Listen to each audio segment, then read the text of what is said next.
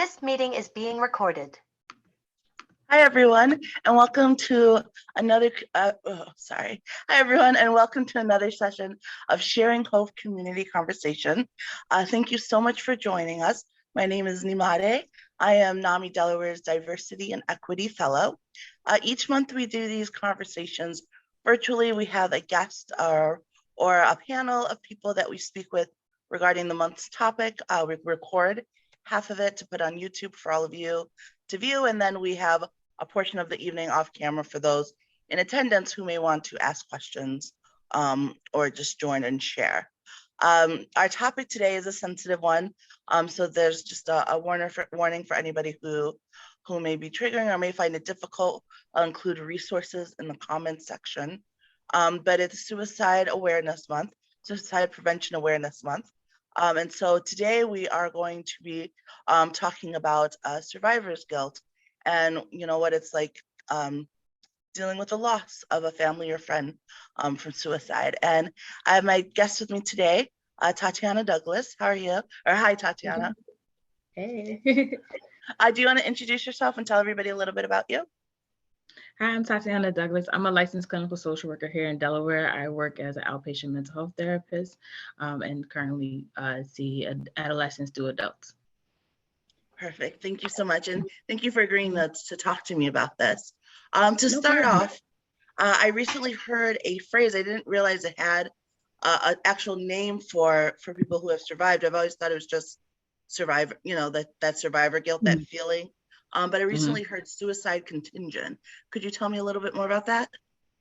Yes. So suicide contingent is when an individual has been exposed to suicide either by a family member, either by really close friends, like an intimate peer group, or even just in media in general. So you know how we have literally been exposed to a lot of suicide, given of the young lady who was in the pageant, Miss America. Yeah, Christine or Christy, something like that, yeah.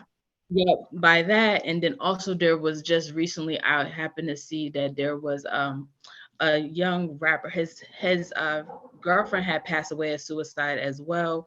And she was a personal trainer. And when I went on her page, it was like, you would have never thought. She was a beautiful woman, in top shape, just, and she was putting out messages there, trying to help people get through. So, it's, even though the family and, the peer part is important as well, but because I think there's so much an increase with media and just having to force ourselves kind of take a break from it has been, I think it's been a lot. And it's also known as the copycat suicide. I didn't know that. Actually, when I was doing some more research on it, it actually looks like a copycat because you can literally copy what or mimic what somebody else did that you were exposed to in your intimate setting. So that was interesting for me to learn as well. So it's basically like when you experience someone who's passed from it and it affects you so deeply that sometimes some people then become suicidal or have ideations themselves. Yes. And they can try to even utilize the same method. So if they, by overdose or by cutting or by jumping, they will then mimic the same activity because it was successful for that person. Is that something that usually comes about with someone who was already having ideations, or is it sometimes just because someone has a close proximity to someone who passed away? Like, let's say it's your like a family member. I think it's a little bit of both, but one thing I have noticed, it comes about when people really do not know how to identify their feelings. And so sometimes, what I mean by that is that I have come across clients that will tell me, hey, I guess I felt suicidal because I was really, really sad. And so I just thought when somebody's really, really sad, that means you're suicidal.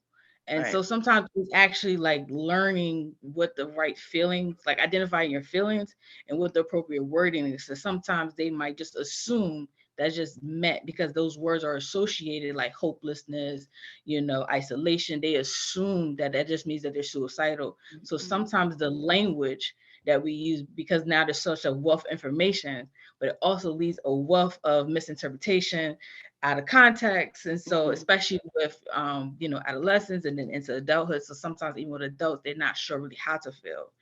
And and so sometimes like a big one can be like financial stresses. Like a lot of people get overwhelmed from that with the inflation and everything, just trying to figure out how can I make do. Like I don't feel like like I'm worth it. But but sometimes people are struggling with identifying how to overcome certain things. And so with the language of seeing people in similar situations committing suicide, it can make you be like, well, I'm on a verge too. And then it can unfortunately either lead or just lead to somebody exploring for further help and assistance with that. When somebody is dealing with the loss of someone, a family or friend, what are some of the first things you say to them, or the first steps that they can take to begin that grieving but healing process? First things first, I always tell them that it's not a linear process. Like grief, there's 5 stages, but I always remind people, no matter how you remember the 5 stages, they don't have an order. So if it's anger, acceptance, bargaining, just denial, there's no order of them. And sometimes you can experience 2 to 3 stages at one time. Because of just your relationship with that person. You can feel like you accepted that, your grandmother, was of a certain age and that, it was her time, but you could also feel like, well, darn, I wish I would have bargained more time with her because I could have spent more quality time because of her age. So you can experience 2 to 3 stages at one time. So my first one and best one, I believe, to tell people is that don't be surprised if it's a roller coaster, because that part is normal. Some people don't feel like that's normal to have 2 feelings at one time, but it actually really, really is, especially in grief. Another thing is to accept that this is also a very reflective period. Loss brings about us reflecting on how we want our lives to look like. What is our purpose? What do we, what can I cherish about this? What can I learn from this? Sometimes, especially like, for example, health situations, you lost a family member from an illness, that could have been preventative, you might be like, you know what, I'm actually not gonna stop being scared of going to doctors. I'm actually gonna go to the doctors. So sometimes, loss comes with lessons, and we don't always see that at times, but there's a lot of times, a lot of losses comes with lessons for us to kind of cherish and to take on with us as we navigate through life ourselves. Yeah, absolutely. I feel like sometimes the hardest part as well is people feeling like there needs to be a time frame, like how long the grief should last, how quickly they should move on. What do you say to someone who feels like their grief is taking too long? Well, I tell them it's not taking too long. And honestly, I say this kind of bluntly, but with sensitivity, you're not the same after that. You're not, especially given of the loss, you're not going to be the same after that, because it's going to trigger something within you. When you have experienced a loss, it creates such a personal experience for you, and it allows you to kind of dig further within yourself, where you're not going to be the same person. So time, to me, is not the solver of healing. It's the time you put in the work to heal. And as you work on your healing process by either, hey, deciding to see a therapist, or by deciding to really get that supportive network, reach out to your people that you feel that can support you in that situation. It's you taking the time to be reflective as you put the work in with time. Then that's when it's going to look different, because again, there's 5 stages, but there's no timeline on the stages. So grief to me is I don't have the research to say it's lifelong, but I do know it is a process. And I don't think anybody should put a time on it, because we are all evolving as people, and who you are at 30, you're not going to be at 40, and vice versa, moving on. True. What can we say to someone who is experiencing that grief? How can we provide comfort or let them know that we're there for them? By simply just providing that space, like, hey, if you don't want to talk about it, that's cool. Or if you just know, like, hey, I'm about to go get ice cream. You want to go, just those gentle. Sometimes I think we naturally just try to just solve things for people. And I just think, you know, sadness is a feeling and it's an appropriate feeling. You're allowed to feel sad.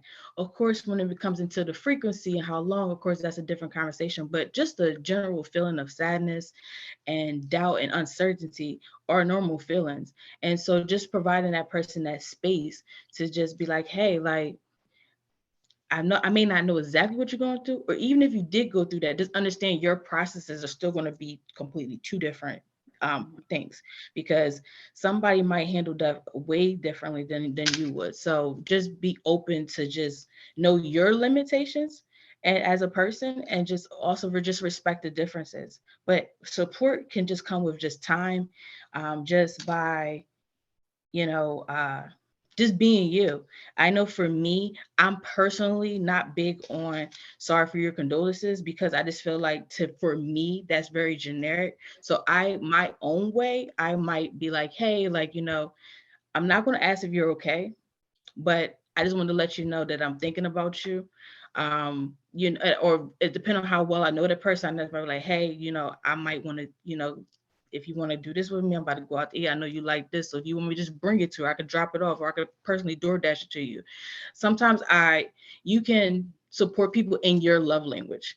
And so with me, I'm a quality time person. So I support somebody in my love language. And I think that is how we can utilize that, just by being yourselves within the process. You don't have to be cliche. People want you to be themselves because they want some sense of normalcy. So when you start acting weird, it's going to make them feel a little weird, Yeah, no, that makes a lot of sense. I think that sometimes something people deal with when they are, dealing with grief, like you said, it's a very reflective time. You're really thinking of like what a coulda, shoulda. Something I know people probably always wonder is, like what should I, like, were there signs I missed? What should I have looked out for? So, what are some signs that people should keep an eye out? I would say the most obvious one, look out for when people actually are saying it. I feel like reason why I say that is because I feel like that is one people really miss, because they think like, nah, they're not going to do it, or like, they just going through it. But I do have a recent experience where somebody actually had, notified somebody saying, hey, like, FYI, and then the person unfortunately did not think that, and it was a parent. So, so just honestly look out for the language and the wording of people, and really kind of, either fine tune that or follow up. But another one can be that are not as obvious, especially depending on how well you interact with this individual, is by their self-isolation. Like, somebody was always going out and now they're not. People that say like, hey, I just want to let you know, if you don't hear from me for a little bit, I'm okay. So just respect their space, because some people are just really letting you know, like, hey, I really don't want to talk, but just making sure that you're still doing maybe just a small check, like, hey, I know you say you don't want to talk, just doing a small check in, just checking in, that's all. Yeah. Because sometimes I heard this one story that this one gentleman had, and I forget where I heard it from, but this one gentleman had said that if somebody just would have said hello to him, he wasn't going to commit suicide. And he was walking like in the streets of New York. You know how busy New York is. Yeah. Nobody said hello to him. So he committed suicide. So sometimes you just never know, just by being yourself, like, how, just saying hello and just being you can help somebody else as well. Another warning sign is appetite changes, really the language. I would say really be mindful of the language people use, how they describe themselves, like on a consistent basis. Like, if you really know this person really talks really negatively about themselves, or, those are some key ones that I feel like there's more reasons that are just not as obvious, because they're so easy to be ignored, because we're in a negative space sometimes within our society. So I would say the self-isolation, like withdrawing it, the obvious of like, kind of very inquisitive about like, what anybody has a policy on them or things of that nature. Also just their history, if their family history of that. So just kind of just look out for those key things, I would recommend. Yeah, those are some great ones to look out for. something that's really hard for people a lot is, let's say they're looking out for those signs, they see those signs. Now what? You know, I think a lot of times people are afraid that, like, oh, if I say, are you thinking of committing suicide, then I'll put the idea in their head. You know, which most of us know is a myth, but can you speak more to that and how they can approach someone? Yeah, to better support people who feel like, you know, they will make someone be suicidal, um, 9 times out of 10, in my personal opinion, the person already had the idea. So you're not creating no idea in their mind because they already had the idea, especially when someone who's already had a plan, whether you know about the plan or not, you know, that's, you know, but more times than less, then people actually already are going to proceed or going to think about proceeding with their plan. So by you providing the, hey, like, I really feel like you give me signs like you're feeling like a little suicidal. You know, if anything, I think it will help for what I've had with working with clients in similar situations. It actually has helped some of them actually feel recognized and actually feel like finally somebody is actually paying attention to me. So that's why I said earlier, like, you know, I really want people to really just be themselves, be that good friend, be that good mom, be that good sister that you are, or whatever role you are to an individual, because those key things, pay attention. People, a lot of times, I don't feel that they want to, but when you don't feel like you have all the odds, you know, all the odds against you, it's hard to see where somebody has support at. So I believe for those people, go, like, do you be the support that they need. So it can be, hey, like, you know, hey, whether you're gonna be honest with me or not about it, I heard about this therapist, I really think you should see therapy. You know, hey, like, you know, or say they did an attempt and it was unsuccessful, hey, you need to go to, you know, whatever, you know, facility that you need to get that support, because, like, you know, we need to figure out what is going on. How can we best divide that? You know, stick to your strengths. Of course, like, if somebody has financial, this, that, and the third, you know, it's not, you can't solve everything, but just help them get into the right direction to the best of your abilities where you can, goes a long way, because it gives them a starting point. You may not be able to get them completely, but you able to at least get them closer to their goal. And that is to get the support that they need so they can feel like, you know, this, I can actually handle this. But with that too, you know, again, like, you can have that conversation and that person can honestly support them. And, you know, so for, I think the guilt comes into even for people who have provided that support and that person still attempts to do it and actually might, God forbid, be successful at it. And so you know, you could feel like, well, what I did didn't work. Well, again, suicide, the reason why I love the language that happened years ago by educating people that suicide is not selfish is because a lot of it has nothing to do with you personally. That was something from within that person. That's what they felt was necessary for them. It's not that you failed them, is that, you know, for them. So of course that one is going to be very hard for someone to process no matter where you're at, but it's just, as again, as someone who has seen some of this, it kind of is important for us to just do what we can and not try to overstep it and try to be savers, because at the same time sometimes we can then hurt ourselves, and then that's when I think people can then you can start interacting into that cycle as well, as being how, well, now you're no longer being yourself, now you don't want to help anymore because now you feel like you're not good at it, and that's not necessarily the truth. Right. Sorry, Absolutely. did I go around that? Did I answer the question? No, that was great. No, you did. You answered it. Okay. And something important that you mentioned as well, which was, you know, when someone tries and they're successful or sometimes unsuccessful. I don't know if successful is the right term, right. but if but if it doesn't happen, that can be really tricky to navigate. I know last year when we had one of these, I shared that when I was 13, had attempted suicide, and thankfully I'm still here. But I remember after, like, nobody talked to me about it, which for me was great because I didn't want to talk to anybody anyways. Except for the therapist, like, they forced you to go into therapy. The one person who did talk to me about it a little bit was at church, and that was traumatizing for me. So, but like for family and friends, like, how do you, is it best to pretend like just nothing happened? Just say, okay, because I know as the person who tried to commit suicide, I felt so much shame. It was like, in addition to just being down, the downness that led me to do it in the first place, I now had the shame of being someone who had tried to commit suicide. And it's not even a sentence I could really say out loud until a couple of years ago. Like, I was very like, didn't want to tell anybody because there's so much shame and guilt, I think, with that. So how can family or friends speak to someone who has attempted? That's a really good one. Didn't even think about that. But one of the few things, well, one of the main thing that really comes to me on that one is by letting them know, like, hey, listen, I'm not mad at you.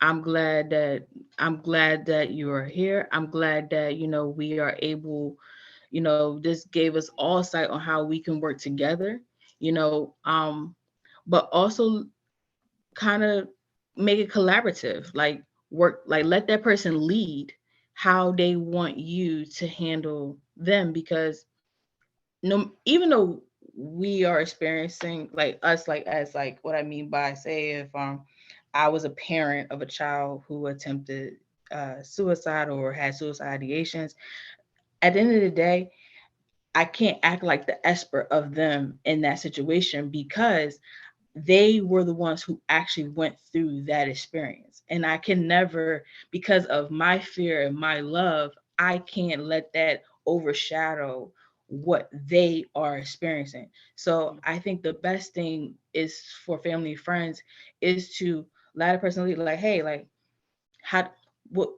just want to know, what are your warning signs? Because, I thought it would look like this. So tell me, am I like hot or cold? Really learn like what that person looks like. So therefore they're understanding, like, yo, you really care about, like, you're really paying attention to me. And I didn't even know you even noticed that. I thought I was doing well being discreet with that. And like, no, it actually allows like a more collaborative conversation. I would say have a collaborative conversation. And the biggest thing is, and again, because I mainly work with teens in the schools, it's also like, my term is like, they was like, don't make it weird. So like, don't make it like, you okay today? What happened? Like, those type Like of awkward, yeah, those responses really don't go well. It's like, because now they feel like you said, like that spotlight of shame on them. Like they feel like now everybody's like looking at them like, oh, don't do nothing because we don't want them to be triggered.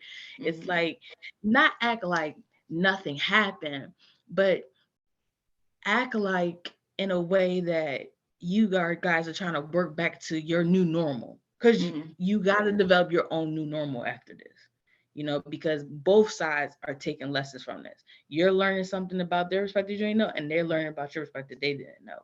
And so again, I think the biggest word I could say for that is collaboration with one another.